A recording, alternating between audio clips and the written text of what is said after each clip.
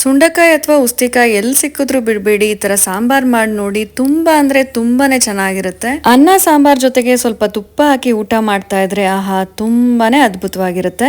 Digestive ಸಿಸ್ಟಮ್ಗೆ ತುಂಬಾನೇ ಒಳ್ಳೇದು ಅಂತಾರೆ ಈ ಮುಳ್ಳು ಬದನೆಕಾಯಿ ಅಥವಾ ಉಸ್ತಿಕಾಯಿ. ಇದನ್ನ ನೀವೇನಂತ ಕರಿತೀರಾ ಕಮೆಂಟ್ ಮಾಡಿ. ಉಸ್ತಿಕಾಯಿನ ಬಿಡಿಸ್ಕೊಂಡು ಈ ತರ ಒಂದು ಕುಟಾಣಿಗೆ ಹಾಕಿ ಚಚ್ಚಿದ್ರೆ ಬೀಜ ಎಲ್ಲ ಬಿಟ್ಟಿರುತ್ತೆ. ಇದನ್ನ ನೀರ್ಗೆ ಹಾಕೊಂಡ್ರೆ ಒಗ್ರಿರೋದೆಲ್ಲ ಹೋಗುತ್ತೆ. ಈ ಉಸ್ತಿಕಾಯಲ್ಲಿ ಆಂಟಿ ಕ್ಯಾನ್ಸರ್ ಪ್ರಾಪರ್ಟೀಸ್ ಕೂಡ ಇದೆ ಅಂತ ಹೇಳ್ತಾರೆ.